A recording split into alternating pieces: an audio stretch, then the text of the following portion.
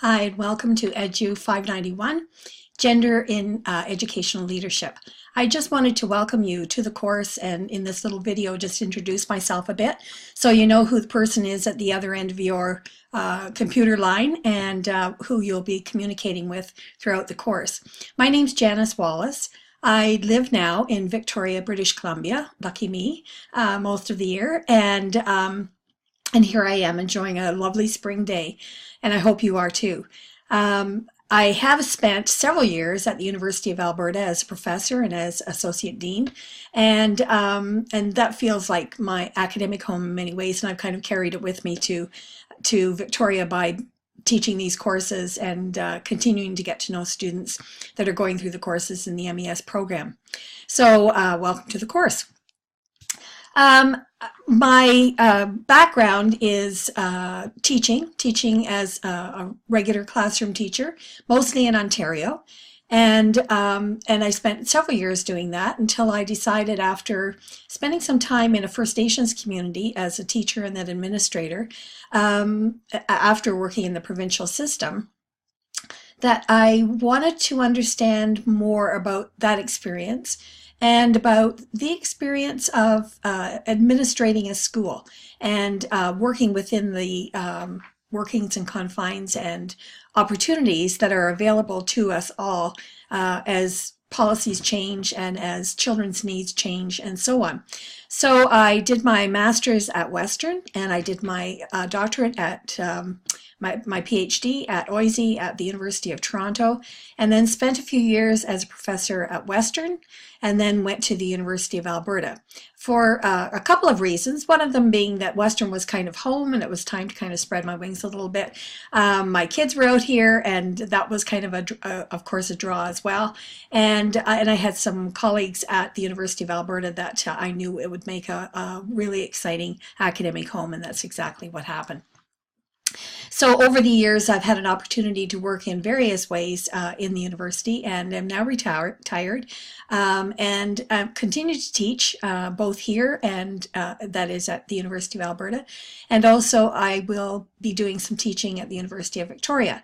So one of these days I'll stop, but right now I'm having a lot of fun, and I'm enjoying these opportunities to continue to learn myself a great deal and share whatever knowledge that I have. My areas, this course fits particularly well in my areas of interest because my work has been primarily around, and I think this comes out of my work as an administrator and teacher in a First Nations community, where I really began to see in a whole new way, partly because I was taken out of my normal context where you just kind of take things as for granted, and was working in a context that I was not familiar with, and I really began to see how power works in organizational settings. And so as a result of that, I became really interested in this notion of how power circulates through organizations, particularly for those who tend to be disempowered within systems, like educational systems, health systems, and so on. And of course, my primary interest was educational systems, but certainly there are lots that we could have a look at. So my areas of interest have tended to be around areas of social justice and equity in educational organizations. I have also been really interested in how educational systems respond to changes in policy.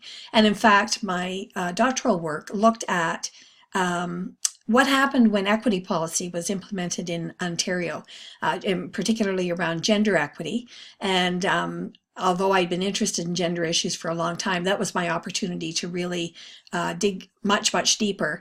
And I've continued to maintain an interest in gender issues in educational organizations, and thus the content of this course and I have a very nice fit. I hope you'll find the same thing.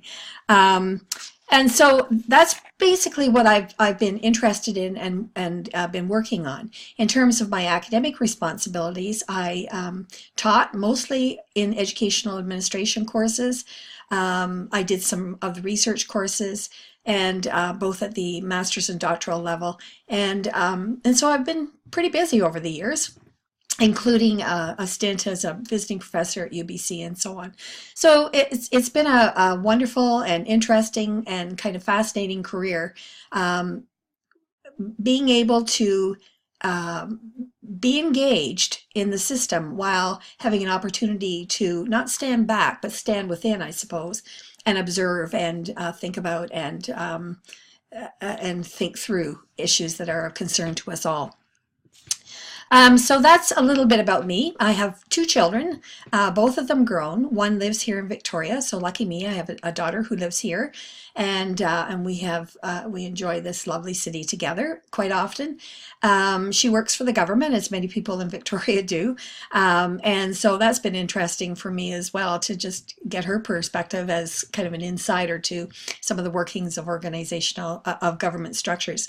And then I have a son who lives in Calgary, who is feeling to some degree, although he's still got his job, but is feeling to some degree the effects of what's happening in Alberta with regard to the oil industry, and so that's been an interesting conversation that we've been having over the last while as well. So, and my grandchild, my granddaughter, Sequoia, she is in Calgary as well, of course, and she goes to an arts-based school.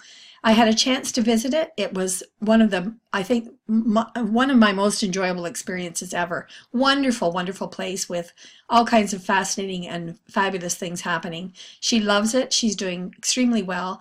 Has a couple of challenges that have been that makes us a very good fit for her, and so she loves school, and so it's wonderful to talk to her about her experiences in the Alberta system. So congratulations to all of you who make learning experiences what they are meant to be for so many young people in a province that has opportunities and challenges perhaps like nowhere else in Canada. So we're grateful for the work that you do. Now, just a couple of things about the course itself. This is a compressed course. That means it's going to be busy. The last time I taught this course for MES, we had the whole term, and so, we had time in between to kind of decompress a little bit. Unfortunately, that's not going to be the case for this course, so be prepared, tighten the belts and hang on to the harness and away we go. So it's going to be busy, and I to some degree apologize for that, but it's just sort of an unavoidable part of this. But on the other hand, you're done the course in 6 weeks. You can't forget anything between the units because they, go by pretty quickly. And the connections really, I think, in a course like this do become much more apparent in a way because they're right there. You can't avoid it from as you move week by week by week through a course. So I tried to give you a little bit of more time at the end when assignments tend to stack up. But I'll be talking more about the course in a video that will be I'll be posting for the first unit, and so I'll get into more details then. But I just want to kind of give you that warning so that you can make sure that you organize life for that reality, because that's going to be the case. You're responsible, and I wanted to mention this right away because I do communicate through videos at the beginning of each of the units, and I've had students tell me that that's been quite helpful. So I communicate both the kind of housekeeping things we have to talk about, as well as give you an overview of whatever it is that we're emphasizing for that particular unit. But I also, from time to time, will need to communicate with you through email, and I use your U of Alberta account. I would really appreciate it if you would check it at least every couple of days. Not that I send things that often, but oftentimes these are things that are a bit time sensitive. So if you haven't checked for a couple of days, you might miss something important. And I'll try to keep things updated on the eClass as well, because you may tend to be on there more frequently. So, so I'm communicating in a variety of ways, and I wanted to invite you as well to communicate with me. Communicate through email. You can communicate if it's necessary. We can communicate through Skype. If we have to have a more long term kind of conversation, and so on. So I don't have a budget for telephone calls, but certainly Skype is available, or Google Plus, or FaceTime, or whatever. So so we can communicate those ways. I'm hoping that this kind of visual communication will in some way bridge that divide, that kind of electronic divide that there inevitably is in an online course. But I've also found, I think to my surprise to some degree, that this medium of teaching can be very, very exciting as well. And that really depends on, of course, me and the work that I do up front, but it really depends on you and the participation that you put into the course, and the ways in which you communicate with your colleagues in the course is so important. And it ends up being, I think, some of the most interesting and thoughtful kinds of discussions that I've participated in and been a party to by listening in, by reading your posts and so on, in any courses that I've taught. So I'm a convert to online instruction. There are limitations to any form of instruction, but I think there's really something that can be done with this medium that's quite exciting. So I really look forward to teaching you and being a part of this experience during this course. And I welcome your comments and questions throughout the course. And I'll look forward to communicating with you further as we move through the course at the beginning of each of the units. Take care and happy reading.